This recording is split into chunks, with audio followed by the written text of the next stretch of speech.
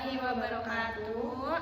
Perkenalkan, saya Filza Zahra Adelia Putri dan rekan saya Dina Fitriani dari kelompok 3 ingin mempresentasikan atau menjelaskan materi tentang laporan keuangan dan laporan neraca. Langsung saja pertanyaan yang pertama. Apa sih pengertian laporan keuangan itu? Yang pertama, laporan keuangan.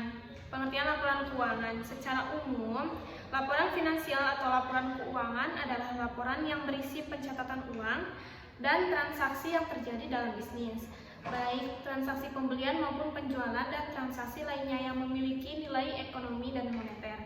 Biasanya laporan ini dibuat dalam periode tertentu.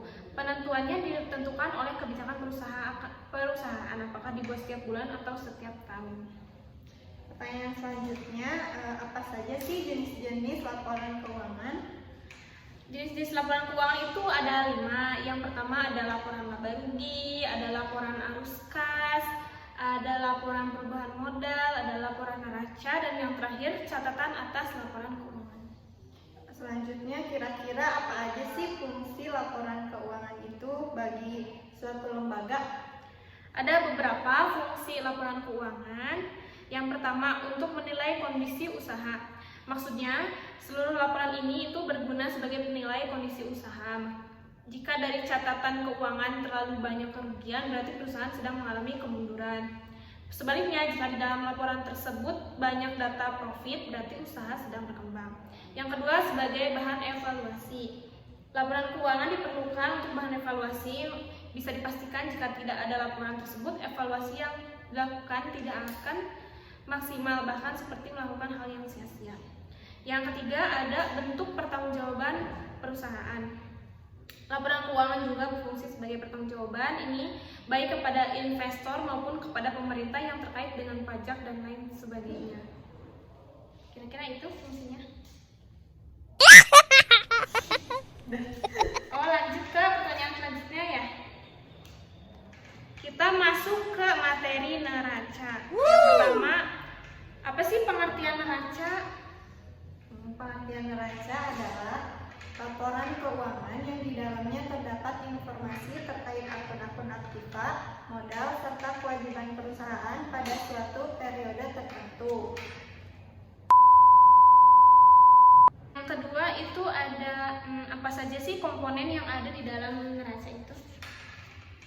Terdapat disimpulkan bahwa terdapat 3 komponen penting dalam laporan neraca. Yang pertama ada aktiva, yang kedua ada kewajiban, dan yang ketiga ada modal. Bagaimana saja bentuk-bentuk laporan neraca itu? Bentuk laporan neraca itu ada 2. Yang pertama ada neraca kontro, dan yang kedua ada neraca starter. Nah, yang terakhir, bagaimana sih cara menyusun laporan neraca itu? Langkah-langkah dalam pembuatan neraca yaitu yang pertama menyusun jurnal neraca, yang kedua mempostingnya ke dalam buku besar, yang ketiga membuat laporan laba rugi, dan yang keempat membuat laporan perubahan modal. Setelah menyelesaikan 4 tahapan tersebut, barulah bisa memulai membuat laporan neraca. Dalam menentukan angkanya, kita bisa mengutipnya dari buku besar, kemudian penyusunan laba rugi dan perubahan modal terlebih dahulu. Ini supaya dapat diketahui laba yang diperoleh dan laba tersebut nantinya akan dimasukkan sebagai modal pemilik pada laporan neracanya. Dapat dikatakan, neraca sebagai gambaran posisi keuangan perusahaan pada suatu periode tertentu. Neraca bisa berubah setiap harinya seiring dengan bertambah atau berkurangnya persediaan, naik atau turunnya pinjaman bank, dan meningkatnya atau dihentikannya aset tetap perusahaan. Sudah?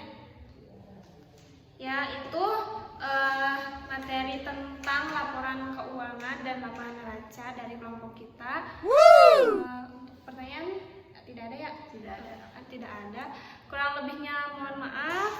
Saya Filza Zahra Adelia Putri dan rekan saya Vina Fitriani. pamit undur diri. Terima kasih. Wassalamualaikum warahmatullahi wabarakatuh.